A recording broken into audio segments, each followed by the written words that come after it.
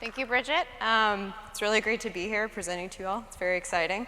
If you missed the first instance of this track, it was a very therapeutic talk, I think, for all of us who work in distributed systems, because so many of the problems that Jeff talked about in his talk we see in Manta too at Joyent. So I really recommend that you check that out. So the name of my talk, as it says on the slide, is Designing Features for Mature Systems, Lessons Learned from Manta. So Manta is an object storage application that is a distributed system that I work on at Joyent, and I've been there a couple years. And so I've seen quite a bit of the system now, and I also got the opportunity to design a new feature for it, which is what this talk is mostly motivated by. And that's my Twitter handle if you want to see all the terrible things that I tweet. First of all, just a quick aside, on the website for this talk, there was a description that I submitted several months ago, and that I wrote myself. And then I noticed a couple weeks ago that there were also these additional tags added to it. And I say tags in quotation marks because I couldn't click on them, so I don't know actually what other talks have these same tags. But one of them in particular, you might be able to guess which one, stuck out to me. And the first three, distributed, open source, cloud, those are all things that I think make sense based on the description that I submitted. It's a distributed system. All of our software at Joyent is open source, including Manta, and it is infrastructure for a cloud. So that's good. And then there's this other word, legacy, that's on there. And I think legacy, through no fault of the word itself, has a negative connotation. And it's also really amusing to me that Manta, which is only a system that's 5 years old, is already legacy. But that's the world we live in, I guess. So before we get into the new feature that I added to Manta, I want to kind of give you guys an overview of what Manta is and how it's designed, so that you can understand the different trade-offs and design decisions made for Manta before we add new functionality to it. And so this is kind of an abridged version of the talk that we give to new Joyent engineers that are joining the Manta team. So that's, you're going to get that for free today. The basic elevator pitch, marketing pitch for Manta is that it's an object store. And if that doesn't mean anything to you, if you are familiar with Amazon S3, it's the same sort of API, same idea. If that doesn't mean anything to you, it's a place where you can upload files and get them back. And that API itself is not the most interesting, I guess, from a user perspective, but what makes it really cool for us infrastructure people and people that work on distributed systems is that it's highly scalable and distributed and has the ability to scale out lots of different components to add capacity to the system as you need to. The API itself of Manta is HTTP based, so to get an object, you do an HTTP get. For a put, you do an HTTP put, and so on. And the thing that makes Manta really different, I think, from other object storage solutions out there is that compute was designed to be a first-class citizen in the Manta world. We call these Manta jobs.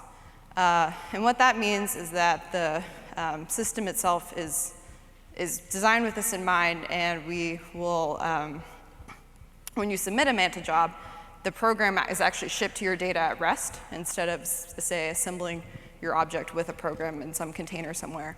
The program that you want to run will run on the data on the storage server that it's stored on. And this allows for a couple nice things, such as not having to copy objects around the system and running it direct in your data as close as you can to running it on your local machine. The interface for Manta looks and feels a lot like a Unix file system. So this is an example path to an object. Hendricks is my username. Oops, sorry. Store is the home directory, basically, for Manta. And then there's a directory there and an object called myobj.txt. So I have a short demo. I don't know if it'll play through all of it before I get through this slide, but these are the CLI tools you can use to interact with Manta for our node Manta CLI.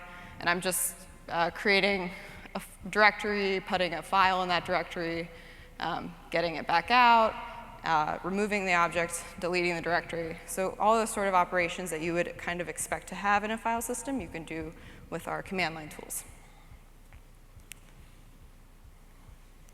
So Manta system primitives, as I've started to allude to, are objects and directories. And objects are files in file system speak. And from a storage perspective, they're actually stored as a flat file on disk. So we don't break up the object into chunks and put it on different storage servers to start out, for instance. It's just whatever object you upload exists on storage servers somewhere on disk. Objects themselves, from a user perspective, are immutable. So if you want to change what a path points to, you just overwrite that object completely. And then we have directories, which are a lot like what you expect directories to be like. And importantly, they are listable, which maybe sounds obvious for a directory, but is actually something that was really thought of from first principles in the design. And we'll see what that looks like. Some other distributed systems, the design constraints that you might be interested in is that Manta is a CP system in terms of the cap theorem, which is why there's a cap on the slide. So what this means in practical terms is that if there's a network partition within Manta, it's going to choose having a consistent view of the world for the entire system over having your data be available. And one of the motivating factors for this is that you can build an AP system on top of a CP system, but not the other way around. So when the Manta team was originally designing Manta, they decided that was a good trade-off, because if you're interested in an AP system, you can still use Manta to build that. And the other big thing is that Manta is horizontally scalable where possible. And that basically means if there's a bottleneck in some component of the system, we can just deploy more instances of that thing, whatever is the bottleneck, and hopefully solve that problem. And we've seen that to be true as we've scaled Manta up to really big deployments. Samsung actually purchased Joyent a couple years ago, especially with an interest in Manta and using that for their infrastructure. So we have these giant deployments of Manta, and we've been able to scale them up for Samsung's needs, which has been really cool to watch. So now I'm going to walk through a request, a basic GET request of an object, and that's going to give you the whirlwind view of the system, and then we'll use that to talk about the new feature that I wanted to add. So the first thing you do as a client is make a GET request to, this is the URL for our public Manta deployment for Joyent, us.manta.joyent.com. And functionally, that's going to become a request at this Muppet service, which is, it's named after the Muppets, but it's a TLS and load balancing service. And that's more or less just going to proxy the request to an API server called Muskie. And Muskie is going to be doing all of the coordinating and heavy lifting for figuring out where this object is and streaming it back to the user. So Muskie is going to authorize the user for this request with Mahi. You're going to start to see a nautical theme in all of our component names, if you haven't picked up on that already. And now we're going to see the architectural separation within Manta between metadata and storage. So the metadata tier is what stores metadata about objects and directories, but importantly, it stores where the objects are in the system. So this separation is logical in terms of how we think about the system when we write it down and diagram it, but also in really big production systems, we'll actually optimize servers for metadata servers or storage servers and choose different properties based on what type of server it is. And then the storage tier is responsible for both storing the object itself and also for running compute jobs on the object. So I mentioned earlier that when you run a job in Manta, you ship the program to where the data lives. So these servers are optimized for running compute. They have a bunch of software there already that you need if you need like the JVM or Node or Bash, whatever. That's going to be there. OK, so at this point, Muskie is going to do a metadata request because it needs to figure out where this data, foo.txt, is stored. So it's going to talk to Electric Moray, which is a generally backing database agnostic service on top of stateful storage. And it speaks a basic key value protocol. And it also has another function, which is that it shards keys within the key value protocol into different shards. And that's, if you're not familiar with shards, it's the idea of consistent hashing across a key space. So you'll have roughly even number of keys across the shards. So Electric Moray is now going to find this metadata record within the shards. And it's going to do its consistent hashing algorithm. And you'll notice on the slide that we actually don't hash the key itself, but the dir name of that. And the reason for that is that we want, in order for directories to be listable, we want all objects that are in the same directory to be on the same shard. This way, we can request them within a bounded amount of time and know that we'll be able to list the directory. So we hash the dir name of that object and see that it's on 3.moray for this example. And then electric Moray will just forward that request out to 3.Moray, to that particular shard. And Moray is like electric Moray. It speaks the same protocol. It just doesn't have this additional hashing step within it. And then it's going to reach out to its actual data store. And for Manta, we use a service called Manatee, which is a Postgres cluster with replication for both high availability and durability guarantees. And Moray is going to ask Postgres for this particular object. And it's going to look something like this. This is what most of our metadata records look like. So there's a key, a type, which is going to be either an object or a directory. There are user headers you can store in the object. These are actually system headers, not user headers, but content length is the size of the object. Durability level reflects the number of copies that we store. And by default, Manta will store 2 copies of your data. And we'll see a little bit more about that in a second. Content type, and then there's also this object called sharks. And if you have been following along, almost all of our components are nautically themed. Sharks is another nautically themed component. And that refers to the storage servers themselves. So this object is telling us that foo.txt is stored in DC2 on 5.store, which is a DNS name for a server, and DC3 7.store.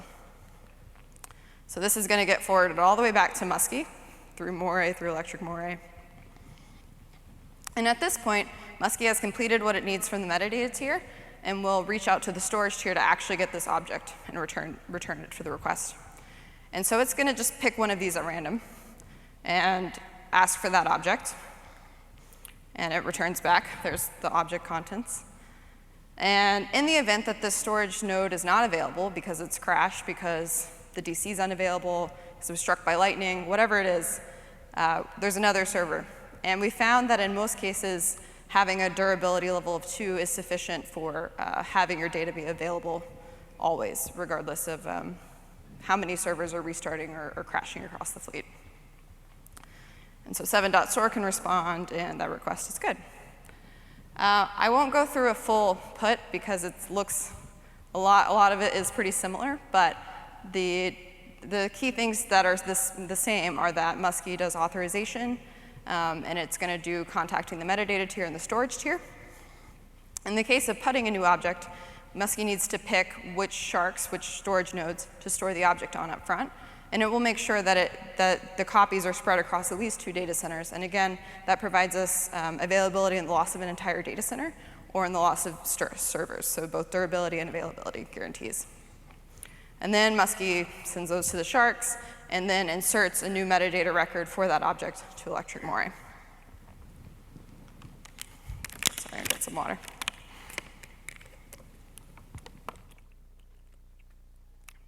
So I mentioned up front that Manta was really designed with compute in mind. And some of the things that motivate this are that objects can be very, very large. And often the things that you want to run compute jobs are going to be large. That's why you're probably interested in them. And so we want, in general, to avoid copying data back and forth. So like I mentioned, objects are stored as flat files. They're not assembled at runtime or anything like that. It's a single file on disk that is your file. And by shipping the job to the storage server itself, we prevent having to copy that around. And so a quick illustration of this, a little hand waving of parts, but this is the basic idea. If I wanted to run the program WC on this object, then the client send that to Muskie, and Muskie's going to ship that request directly to the storage server. It's going to run it on a read-only version of this file and return those results back to the user. OK, so that's Manta 101. And now we're going to talk about the new feature that I added to Manta, which was multipart uploads. And if you're familiar with S3, again, might be something you've seen before. Multipart uploads, the basic idea is that you want to upload a file in parts, and then when you're ready, commit it at the end and expose a new object instead of doing a single put, say. And for data storage systems that use like block-based metadata or extent-based metadata, this is a lot more obvious, I think, how to implement, because you just are changing pointers to where the blocks of the file are instead of doing that in a different way. So for Manta, we really needed to start from first principles and think about what sort of things do we want from this API? What sort of things is Manta going to constrain us or give us the freedom to do? And that was the real key, I think, to thinking through this. So like I said, you upload an object in parts, and then when it's done, you want to do a commit. S3 calls this complete, if that makes sense to you. And importantly, I think, from a design perspective, we want to make sure that objects created via this separate API don't look any different from the normal put object API, and because that would just be really bizarre. So that's an important thing to keep in mind.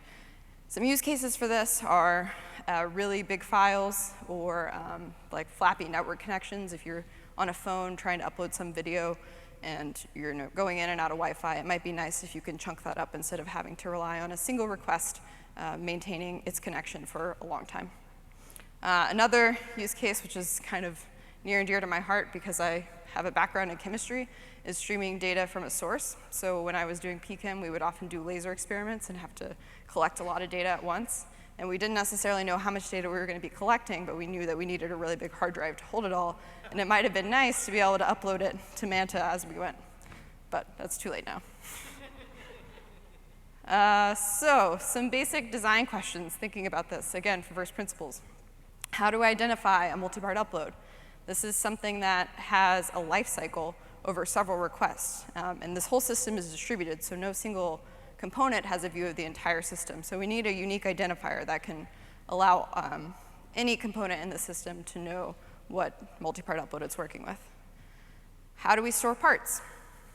We know that we can't just append them to an object because that's not something Manta supports with immutable objects. And what does this commit operation look like? And commit, again, is the process of taking all the parts, making them into a new object, and exposing that in Manta. And then some other considerations which are important if you think about the perspective of someone using this API, which is really important, is if I have an MPU, how do I make sure that I can see what parts I've uploaded? Can I list them, for instance? If I have a bunch of these things, can I see all of the ongoing MPUs I have? What happens if I'm using several clients? Maybe your friend is working on the same MPU, or more likely, like your application has a bunch of instances of this thing. What happens if they're operating on the same MPU? Do they need to coordinate amongst themselves? How do we want to deal with that? And because this is distributed systems, there's going to be failure. We already know that, so we need to think about failure. How will the parts be cleaned up if we haven't thought about that yet? And while we're at it, it'd be great if I can cancel an MPU if I don't want to commit it. I think S3 calls this aborting, which we also call aborting MPUs in Manta. All right, so getting into the details of the design. Identifying MPUs is difficult if you were to only use what we call the target object path. So if I wanted to expose some big object called /jhendricks/store/bigobject.txt, if I were to just use that as the identifier from a client perspective, that's not really sufficient because that path could be put to by another client or by another MPU even. So we probably want a different unique identifier for a specific instance of this thing. So we're just going to use a UUAD because that's the way we do things here. Storing parts. So this is one area where Manta already has a lot of infrastructure available to us to develop this feature, which is that we have objects. That's a thing in the system. There's tons of code to deal with objects. They're understood throughout the system. So we'll just do that, and we'll put them all in a single directory, and this solves the problem of being able to list them. There is a limit on the number of entries you can have in a directory, but it's the number of parts we wanted to be able to support in the API is far less than that, so that wasn't a concern. And that convention of 10,000 parts being the maximum you can have is another convention from Amazon's S3, which we adopted a lot of their conventions because they were reasonable and our users already understood them and only really deviated where it made sense for us to. So we have these part directories. A given multipart upload has a directory where all its parts go. Where do we put those? And luckily, Manta has some precedent for us already on how to do this. Our jobs, I didn't mention this before, but your jobs are stored under another directory called /jobs, and all of the state for ongoing jobs live in a directory structure there. So with that, okay, we'll just have a new top-level directory. That's something our users are familiar with. It's something that the system understands, and we can put multi-part uploads there as they're ongoing. But the uploads directory itself is also a directory, which means that it has that cap of 1 million directory entries that I mentioned before. And that would, for very large customers, such as Samsung or other of our customers, 1 million is not that many ongoing uploads, as you could imagine. So we don't really want to limit ourselves to just how much we can fit in that directory. So instead, we had a little bit of a compromise where we have one layer of indirection within this directory structure, what we call prefix directories. And they're called prefix directories because they match on the prefix of the UUID of the MPU. And you can adjust the length of how long that prefix is to either increase or decrease the number of directories we have. And this means that you can still list all the multi-part uploads on an account, and it's bounded by the number of prefix directories, so it's not an arbitrarily long operation, which is good. But we still have the trade-off that you have potentially more requests to do. But we decided that was acceptable. And to really make this concrete, this is an example of that directory structure for a given upload ID. So that's the UUID I mentioned to identify this life cycle of an MPU. The parts directory is where its parts get uploaded, and we see that prefix directory, EAF. So there could be up to like 4,096 directories, I think, based on the number of prefixes possible. And the example parts are just parts are identified by what order they go in. So 0 is the first one, 1 is the second one, and so on. And these are just, again, Manta objects. So again, all system primitives that we know and understand. So now I'm going to talk about something that I think is probably the most interesting part of this whole API, which is the commit operation. And so when we were starting out thinking about this, we wanted to think about what our constraints were and what sort of properties we want this operation to have. So the commit operation, again, is the thing that will take the parts, make an object on disk somehow, and then expose a new metadata record in Manta saying big object.txt is stored on these storage servers. And we don't want that to look any different than normal objects. So the first thing that we decided was that this operation really needs to be idempotent. Idempotency is the property of a given operation that if you try the operation again, or you do an operation once and then do it again, the result is the same as the first time. So a really trivial example of an idempotent operation is multiplying by 1. So if you take a value and multiply it by 1, however many times, it's always going to be the same result. In distributed systems, this usually means if you retry an operation, it has the same effect, which is what we want here. And the reason we want that is that in distributed systems, things go missing all the time. You won't hear a request or a response from a server that you think you should. And in that case, you need to know as a client, or as a client, what to do. Whether that means that your request failed, whether that means that that server is gone.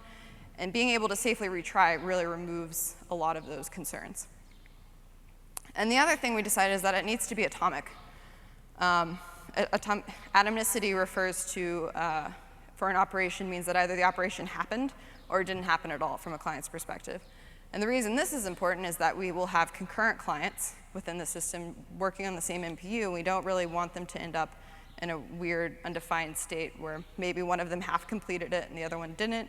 And if we lose that state, that can be problematic. So these are the two goals we really have with this operation. And so thinking back to what we learned about Manta's architecture, what actual implementation steps need to happen for this for the commit to complete? In the metadata tier, we need to, as I mentioned, insert that object record within the metadata tier for the final object. And in the storage tier, we need to somehow take all those parts, which are stored as Manta objects, and make them into the final object. So we're going to start with the storage layer implementation first. And the constraints are we can't append or mutate Manta objects. That's just not something the system supports and would be a lot of confusing work and potentially losing out on other guarantees that Manta has. And we'd also, if we can, like to avoid copying data back and forth because it's expensive, it's a latency hit. It's just not ideal if we can help it. So what does this design look like? The first thing we decided is that we'll tweak the definition of what parts look like with respect to Manta objects just a little bit. So instead of randomly choosing what storage node each part goes on, we'll just pick what storage nodes we want the final object to live on up front, and then co-locate parts on these servers. And as you might be able to infer, this has the nice property of only having to copy data locally, which is a much faster operation than sending it out over the network and through two TCP stacks and so on. And so we created this new operation called Mako finalize. Mako, like Mako sharks, the storage node servers. I know there are a lot of nautical terms. Sorry, I hope I'm not confusing you. A new operation called Mako finalize, which is the finalization of an MPU. And it's going to take as input an array of part E tags, which are identifiers for the parts or any object in Manta, really. And so this is a visualization of that. We have this storage node, 3.store, and this request coming in for combine these parts into this new object with this name. And these are all the parts as they are on disk and their sizes, and you see that all the IDs map to that request. So Mako finalize will create that new target object file, and then it'll append parts to this file. And that is going to be the final flat file that lives on disk. And at this point, we don't really want to have double the data for every MPU lying around, so Mako finalize will remove those parts. And so there we have that flat object on disk, and we can expose that in Manta instead. So the next question is, returning to our design constraints, is this an atomic operation? Is this an idempotent operation? And for thinking through this, I think it's really helpful to think about different points at which the server can crash. So first, let's think about if Mako crashes while it's writing out this target object file, while it's appending those parts. So crash. What happens in that case? Well, because we made the decision not to remove the parts until after this file is flushed to disk, then we know that the parts are still there, and no matter what, we can reconstruct that object. So that's OK. What happens if it's already written out the target object file, it's there, and then it's removing parts, and it crashes? What sort of state are we left in? So that looks something like that. In this case, it's still OK to retry because the file is there. We just really need a way to verify that the file is not corrupted. It matches what the request wants. So to do this, we also do an MD5 sum of the file as it's created, and also check the number of bytes, just as an additional check that this file is what we expect. And so in this case, Mako would verify that the MD5 sum on the target object file matches what the request expects, even though that's not on the slide, sorry. And it also would see that it's 16 megs, which is expected, and then say, OK, this has already been tried once. I can just remove these parts and move on, and return success. So one thing I didn't talk about in those previous slides are what happens if a request sends a different set of parts. So instead of saying, these 4 parts, I only send the first 3. And if you have 2 of those operations ongoing at the same time where they conflict with one another, it's possible that one of the operations will remove one of the parts the other one needs, and then we're in a weird state where we have like 3/4 of a target object file written out, and it's not necessarily what the user wanted. So we added some additional constraints at the API level outside of Mako finalize to prevent this sort of thing from happening. So the key thing here is we don't want 2 clients to be committing a different set of parts, because as soon as that operation happens, it's possible that we've started removing them and we no longer have the data we need to reconstruct that file. So this is outside of Mako finalize, but an important part of the operation being idempotent. And so we check for those conflicts again before even invoking it. And we also want to have aborts conflict with commits, mostly for convenience sake, because it would be more complicated to implement it otherwise. It is, in theory, possible, I think, to do that, but we decided that up front. So what all of this indicates is that we need some additional state here. Mako finalize does not have information about what clients are trying what things on the same MPU, and we need to protect against that. So now we're going to think back to the implementation details about the metadata tier. We have the storage tier covered. Let's think about the metadata. So where should we store this state? We already have some metadata records associated with an MPU, specifically the parts directory record, which is the directory that contains all the parts. And we can just add arbitrary things to that metadata record, basically, because it's just a JSON object. We can do that. We can change the implementation. So some considerations here. MPU commit as a whole needs to be atomic and idempotent, which also means that its sub-operations need to either be atomic or idempotent on their own or work together to create that. So if we only had the state about the MPU stored in the parts directory, like I mentioned before, is this atomic? This is a question to think about. And it may be immediately apparent from the slide that it is not, based on the way I've structured it. But we have the upload record shard referring to the shard that the upload or parts directory record, it's the same thing, sorry, is also is on. And then we also have the target object shard, which is the shard where the metadata of that final target object is going to live. And these aren't necessarily the same shard at all because they're not the same directory, right? That's the only thing we know guarantees they're on the same shard. And so this is another example multipart upload. And this is Muskie coordinating an MPU commit request. So it's going to ask for the state. And this is an example of how things don't work, just to be clear.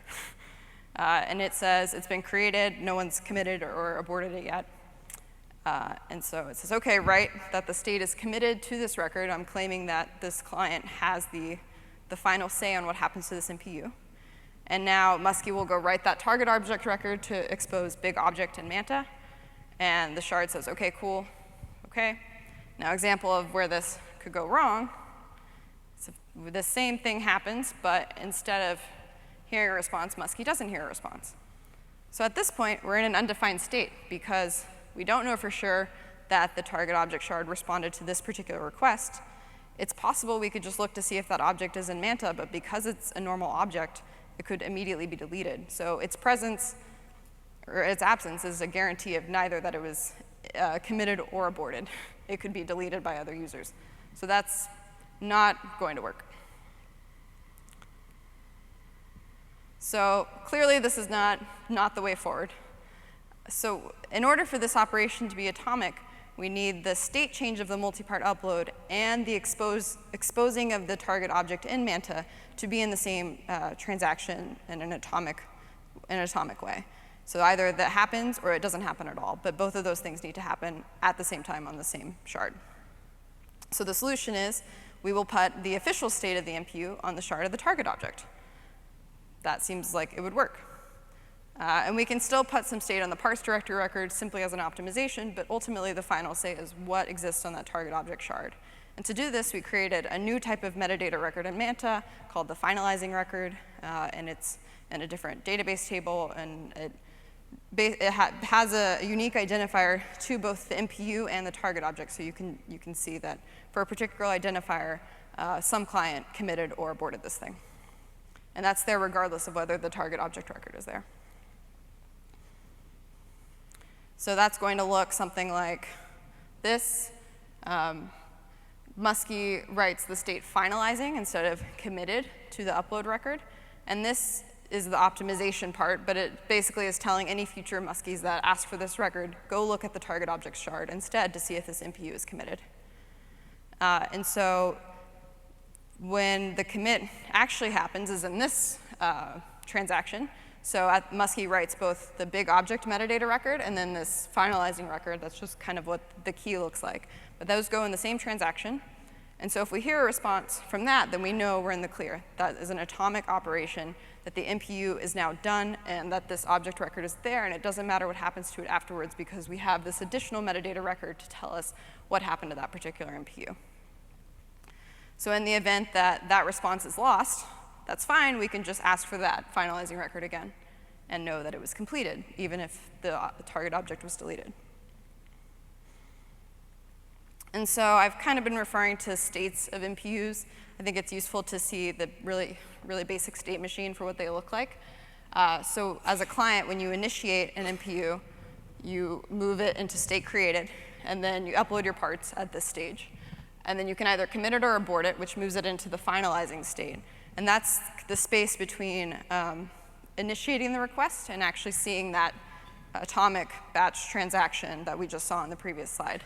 And so once the finalizing record, commit or abort record is written out, then it's done, and that's the end of it. No more requests can happen on it. And for the sake of completeness, this is all of the steps sort of in pseudocode on the Muskie side. I'm not going to read through them, but I'll have them in the slides if you're interested and want to kind of just revalidate everything I've said. And for other multi-part upload operations, concurrency and idempotency and atomicity, all these things are important, but commit is really the most interesting one, which is why I focused on it. But for aborting an MPU, we don't invoke Mako finalize to create the object. But it has the same finalizing record insertion property. So instead of inserting a target object record and the finalizing record, we just insert the finalizing record to say this MPU is aborted. You can't commit it anymore. Yeah.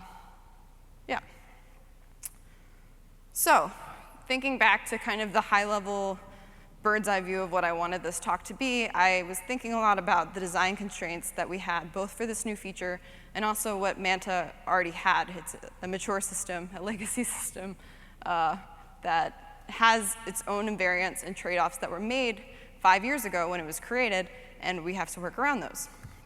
So some things that we wanted to achieve with multi-part uploads were atomic commits and aborts, also idempotency there, and sane listing of both parts and all of the MPUs in your account. But we had to work with these things, so immutable objects, the metadata and storage implementation of Manta. We don't have support for cross-shard transactions. So one thing you might have been wondering in the slides where I was talking about different, the upload record shard and the target object shard is, well, why can't you just do a batch operation across those two? And that's just not something that we have in our system and would have a lot of other considerations if we were to introduce it. So we just decided not to go with that. And because this is distributed systems, everything can fail all the time unexpectedly, so we have to think about that no matter what. So how do we work around these things? Immutable objects, we decided that mutating Manta objects was a non-starter. We just don't have the support for that, so that was not a solution. There's this separation between metadata and storage, which means that we had to think about all of the properties we wanted these API operations to have, both from a metadata perspective and a storage perspective, because they both are going to be involved. Without the cross-shard transaction support, we just use a single shard. That works. That's our single unit of atomicity in Manta. And we thought for the distributed systems failing unexpectedly, we just thought about what would happen if different things don't respond and how each component would deal with that. But there were some trade-offs here. So Mako finalize is actually kind of a weird operation in Manta compared to the rest of the things that Mako does. It is basically Nginx, which, if you've used that, mostly maps a file system on a server to a URI requested. So it's pretty bounded in terms of its request time and really straightforward. But then we added this kind of like complex file system thing, or operation that's interacting with the file system rather. And it has variable latency because it's going to depend on the size of the object. And so that's not something that we really like to introduce in Manta, but we decided it was an acceptable trade-off for all of the other things that I mentioned before, such as copying data across the network. That would probably be even slower. And another thing that may not have been immediately obvious is that the Muskie, when it's uploading these parts, it kind of deviates from the normal object put path a bit because it has to put them all on the same sharks. And this can have some implications for the availability of these parts. So if, for instance, an MPU is created and it picks sharks 1 and 4, and then shark 4 goes away, well, now we can't upload parts to that shark. So there's this window where we lose a little bit of durability just while we're uploading it. And that's another trade-off we had to make. But after doing some analysis of it, we decided it was probably fine because most of these things are really short-lived. So if a shark is going away, it's likely that it won't hit within that window. But it's still a trade-off. It's still there. And so some final thoughts are, if you want to see a really complete discussion of everything I just talked about, I have an RFD RFDs are a thing we do at Joyent where we want to discuss ideas, functionality changes, and they range from software to hiring practices to organizational things. And we do it all in the open because everything we do is open source. So you can see that RFD if you're interested in reading more about all of this in much more detail. And when you're adding a new functionality to a system, you have to think about the invariants of the system. And if you violate them, what things are you losing in the process, and what things are you gaining? Because everything is just a trade-off for pretty much all technical decisions. And even legacy systems can have new features that were kind of outside the design scope of what they're imagined. The operating system, I guess, is a legacy system, and we still innovate on that at Joyent too. So, dream big. So I can't wait to see another presentation about a new feature for Manta on its 10th birthday, which is in 5 years. And I think that's all. Thank you. All right, thank you. And we have just a couple of minutes if we have a question or two. I feel like my brain is teeming. I have so many questions myself, but we'll let other people ask them. So we talked about multi-part uploads, right? Mm-hmm. Let's say a file has 5 uploads. It fails on the third or fourth upload. We didn't discuss that scenario. What will happen? Will I have to go through? So is there something like a save point or something? I know you have a commit, but if we come halfway and then fail, what would you do? So you're talking about the process of uploading parts to an MPU? In that case, you can just retry. So I didn't talk about the API for that much, but it's like I said, they're Manta objects, so it's just a put to the system. So you would just retry it, and because they're objects, you can overwrite them and change them as you wish. I don't know if that answered your question. Yeah. Sorry, let me give you the mic. It's also kind of hard. It's hard to hear even with the mic. Yeah. So what I'm trying to focus here is, will I have to repeat step 1 and 2 if it fails on third? And no, right? So, if there is a transaction which fails during the commit or during the finalize, so the first question was, would I have to repeat? You answered no. Mm-hmm. That's done. Now, if it fails during finalize, when I'm hitting finalize and it fails, so is that object treated as orphan or something? No, so in the case where it failed during finalize, like either the Mako finalize operation or the insertion of the metadata step, you can still retry it. That was one of the things we really wanted to make sure. So you don't have to start from scratch. I have hopefully 3 short questions. Okay. Okay, 1, fine. Is there a S3 compatibility layer for Manta? We do have software for doing that. I don't know what the status of it is because that's on a different team. But we do have software written by Joyent that does that, but not a server-side layer. Okay, thank you. And we're actually just coming right up against lunch, so right. You'll be available to chat with people at lunch? Yeah.